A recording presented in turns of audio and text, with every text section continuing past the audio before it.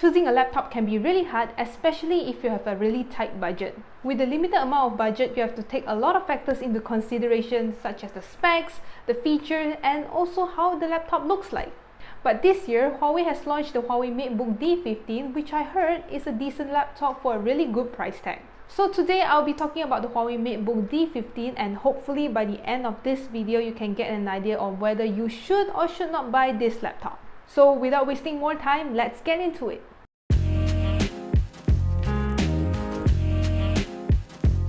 At first glance, the Huawei Matebook D15 resembles a lot like Apple MacBooks, but that's not a bad thing. It has a nice minimalistic design that we all love. The lid of the laptop comes with Huawei's logo, and that's that. There really isn't a lot going on with this laptop, but to me, it's perfect. While most of the laptops in this price range use plastic, the D15 comes with an aluminum chassis with a matte finish. And because of that, this laptop's build feels solid and durable. On the left side, it comes with a USB Type-C port, which is used for charging, a Type-A port, and a full-size HDMI port. On the other side, you'll find an audio jack as well as two Type-A ports. There's also a power button on the top right corner, which is also double up as a fingerprint scanner so that you'll get easier access to your laptop. You can also find a pair of speakers that are quite loud for a laptop. They are not the best, but they're actually pretty decent for the price that you are paying.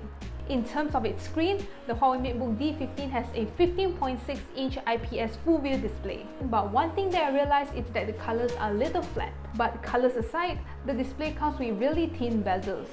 You are getting an 87% screen-to-body ratio for the D15, so you get this immersive viewing experience.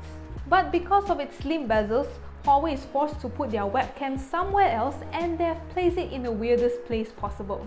The camera is now relocated to the function keys, which is right between F6 and F7 keys. To activate them, you have to press the key for the camera to pop up. Personally, I do not think that that's the optimum place to put your camera, because first things first, you'll mess up the keyboard layout. And I think that it has a really weird camera angle, especially if you want to do video calls, because instead of looking through the webcam on the eye level, you actually have to look down, so that will actually strain your neck if you want to talk for long hours. Another thing that I'm not used to is the Matebook D15's keyboard. The travel distance is too shallow, and the keyboard is also not backlit, but I guess that's a sacrifice that I'll make for the price that I'm paying for this laptop. I generally have trouble adjusting myself to trackpads on most laptops, but the one on the Matebook D15 isn't that bad. I'll still advise you to use a mouse if you're using the laptop for a longer duration, but if you're going to use it for a short period of time, the trackpad is decent enough. I think perhaps the best design decision was to add NFC connectivity to the body of the laptop, and this allows you to connect to a compatible Huawei device on the laptop by placing the smartphone against the Huawei Share sticker, which you can see right over here. You can then seamlessly access files between both the smartphone and the laptop, as well as navigate and view the smartphone screen on the laptop. It is a great feature, but it only works if you have a Huawei smartphone. You won't be able to enjoy this feature if you own other than Huawei smartphones. Okay, now the interesting part is about to come, because I am going to talk about the performance.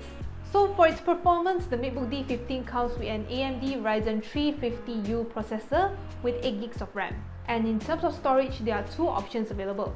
For 2,499 ringgit, you can get a 256 GB SSD with 1 TB of hard disk for mass storage. And if you want to save an extra 200 ringgit, you can exclude the hard disk and it will cost you 2,299 ringgit. The Matebook D15 is actually decent enough if you are doing day-to-day tasks such as checking emails, watching YouTube or Netflix. But it will struggle to do anything too intense, so hardcore gaming is definitely out of the question, but that's okay to me because I rarely game.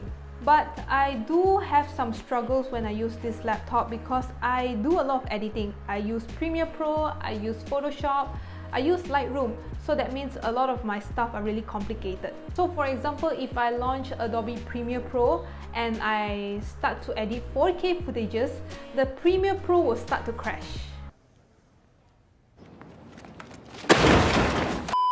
So what I'm trying to say here is that if you don't do anything too intense with the laptop, I think that the Huawei Matebook D15 is one of the best options around. But if you are a hardcore gamer or edit a lot of things like me, I don't really recommend this laptop. And speaking of intense usage, the Matebook D15's battery promises up to 6 hours of use on a single charge. But what I've noticed is that it only lasts me around 4 hours plus. What I do is that I just check my emails, I do Netflix, I didn't do anything too intense. I'm actually quite disappointed at that. So what I would recommend is that you bring your charger at all times just in case, you know. So here's my verdict.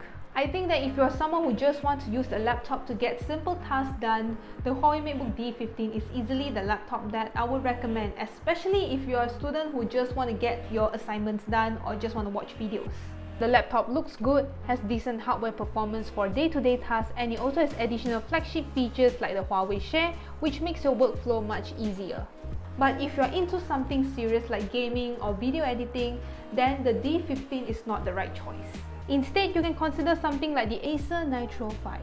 It has a Ryzen 7 3750H processor with 4GB of DDR4 RAM and a slightly larger 15.6-inch Full HD IPS display with a refresh rate of 120Hz, so that means you'll get a smoother experience while you're playing games. But it is priced slightly higher than the Matebook D15. The Acer Nitro 5 is priced at 2,999 ringgit, which is actually pretty affordable considering that this is a gaming laptop and its specs. But what do you guys think? I really like to hear your thoughts too, so leave them down in the comment section below so I can check them out. So as usual, thank you guys so much for watching. Like this video if you liked it, subscribe to our YouTube channel if you haven't already, and just click on the notification bell icon so you can stay updated to our future videos. And I'll see you guys in the next video. Bye!